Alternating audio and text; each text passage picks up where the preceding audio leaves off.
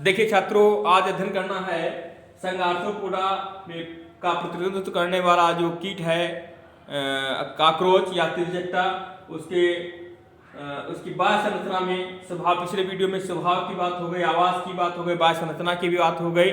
बाह्य संरचना में जो बताया था कि इनका शरीर जो होता है सिर, वक्ष और उदर 3 भागों में बटा होता है।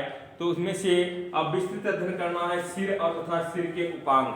सिर किस प्रकार का होता है, कैसा बना होता है और उसके उपांग कौन कौन से होते हैं।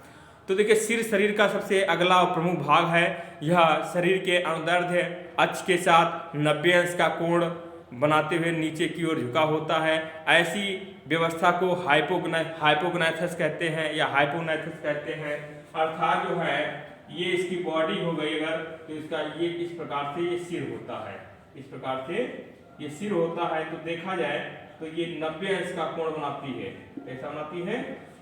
शरीर के साथ में इनका जो मुख होता है वो 90 अंश का कोण बनाता है। इसीलिए ऐसी व्यवस्था को कहते हैं हाइपोनाइथस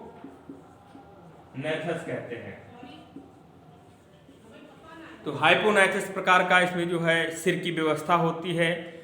और वास्तव में सिर जो है, सिर की रचना भ्रूणावस्था में 6 खंडों से मिलकर के बनती है। अर्थात ये कह सकते हैं 6 खंडों का इनका सिर जो होता है वो बना होता है। वयस्क होने तक इनके जो खंड होते हैं वो छोटे छोटे आपस में विखंड जो होते हैं आपस में जुड़ जाते हैं और जुड़ करके सिर का निर्माण करते हैं।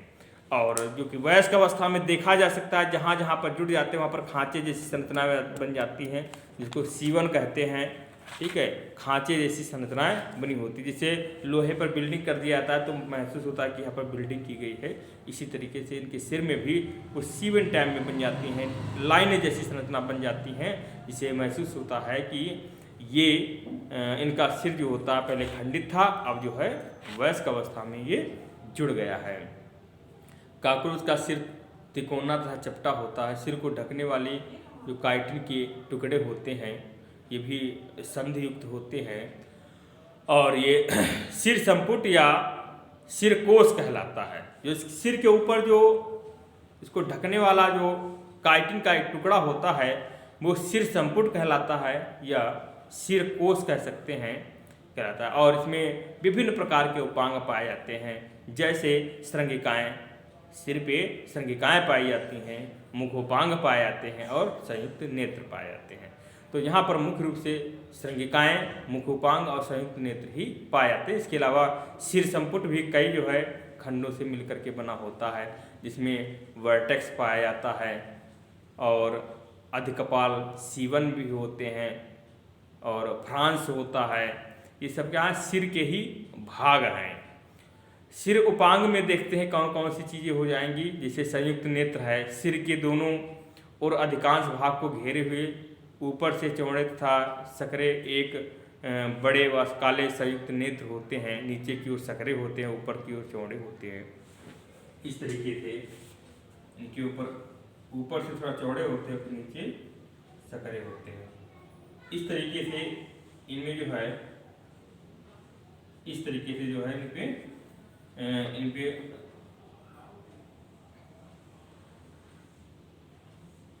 ये नेत्र होते हैं। इनको संयुक्त नेत्र कहा जाता है। संयुक्त नेत्र इसलिए कहा जाता है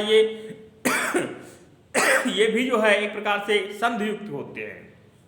इसमें भी कई खंड पाए जाते हैं। प्रत्येक संयुक्त नेत्र का बाहरी नेत्र का जो बाहरी काला तल मधुमक्खी के छत्ते के भांति अनेक फलिकाओं का दिखाई पड़ता है। इस तरीके से इनका संयुक्त नेत्र दिखाई पड़ता है, जिसे मधुमक्खी का छत्ता होता है।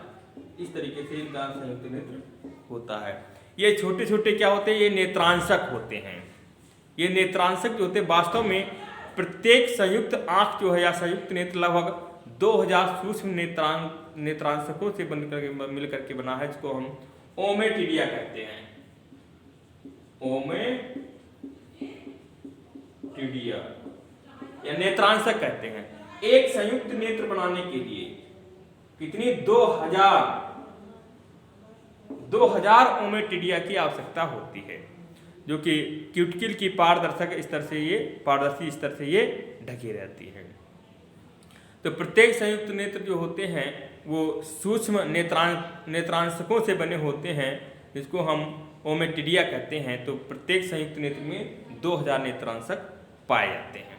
सामान्यतः अच्छे प्रकाश में कॉकरोच अन्य कीटों के संयुक्त नेत्रों का प्रत्येक नेत्रांशक वस्तु के उसी विशेष भाग का प्रतिबिंब बनाता है जो उसके सामने होता है, जिसकी प्रकाश की किरणें सीधी उसमें प्रवेश करती हैं।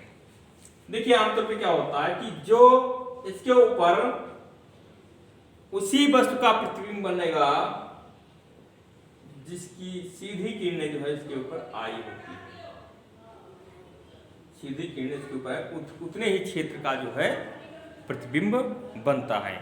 लेकिन इन हजारों नेत्रांशकों के कारण जो है ये छोटे छोटे प्रतिबिंब के टुकड़े मिल करके जो है एक पूरा प्रतिबिंब या पूरी वस्तु का निर्माण करते हैं।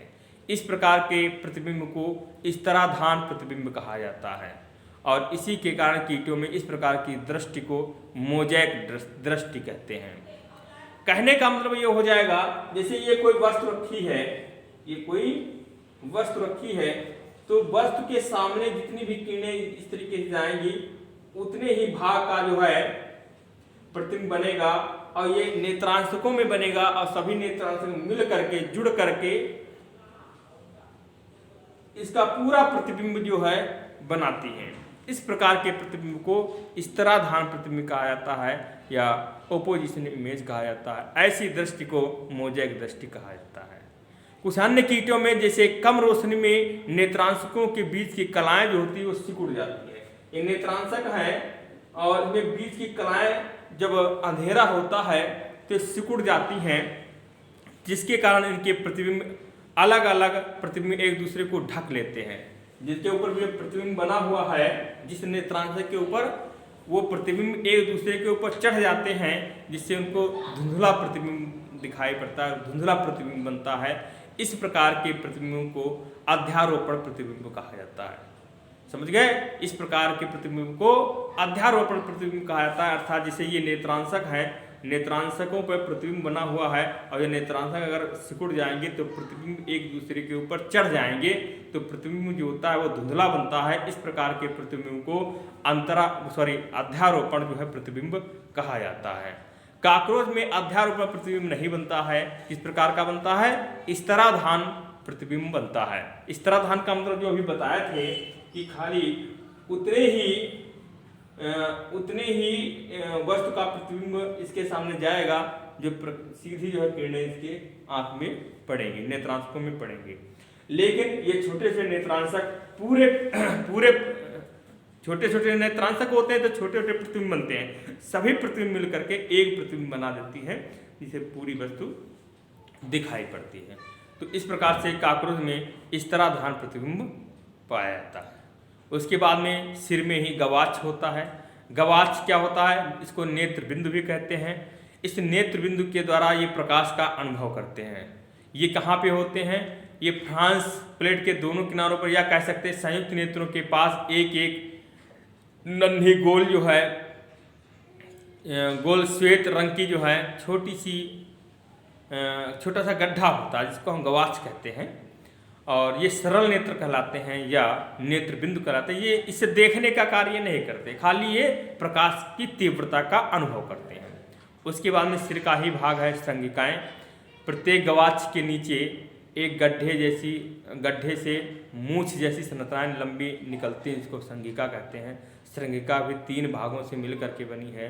स्कैप जिसको हम आधार कहते हैं, बीच वाला भाग जिसको हम पेडिसिल कहते हैं और लास्ट वाला भाग जिसको हम फ्लैजिलम कहते हैं।